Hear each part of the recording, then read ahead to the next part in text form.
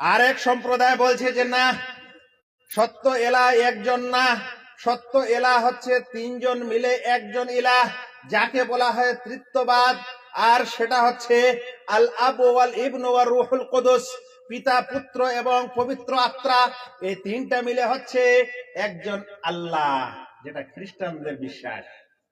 এটা হয়ে গেল কি ভ্রান্ত বা বাতিল বিশ্বাস। তাহলে আল্লাহ একজন এই বিশ্বাস করা, এটা হলো সহি আকীদা। আল্লাহ তিনজন মিলে, এটা হয়ে গেল ভুল আকীদা।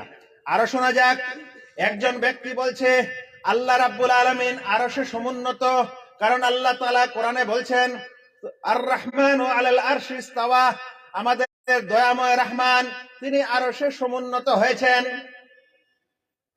সে এটা বিশ্বাসও করলো আর কোরআন থেকে এর দলিলও পেল, এটাকে বলা হবে সহি আকীদা। কিন্তু আর একজন বলছে যে না, আল্লাহ রাব্বুল আলামিন সব স্থানে বিরাজিত, আল্লাহ তাআলা আকাশ ও বাতাস, জমিন ও আসমান যা কিছু আছে সবকিছুতে মিলে আছে, মিশে আছে। আমরা বলবো এটা হচ্ছে বাতিল ও ভ্রান্ত আকীদা। আর একজন মানুষ বলছে মুহাম্মদ সাল্লাল্লাহু আলাইহি ওয়াসাল্লাম হচ্ছেন শেষ নবী, তারপরে আর কোন নবী আসবে না।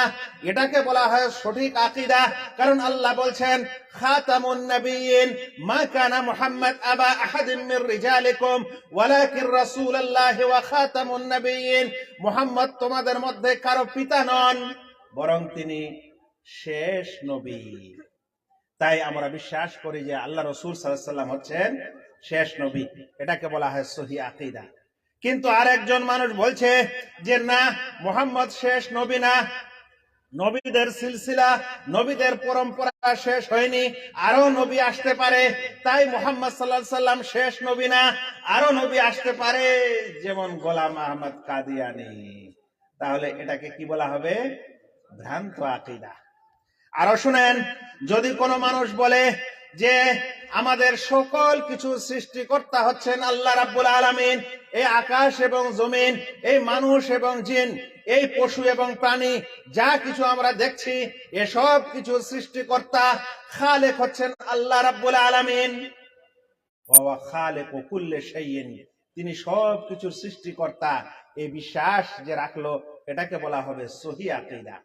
আর একজন মানুষ বলছে যে না, আল্লাহ বলে কোন সৃষ্টিকর্তা নেই, বরং সবকিছু এমনি এমনি সৃষ্টি হয়েছে, কিংবা এক বস্তু আর এক বস্তুকে সৃষ্টি করেছে, যাকে বলা হয় জড়বাদ বা বস্তুবাদ।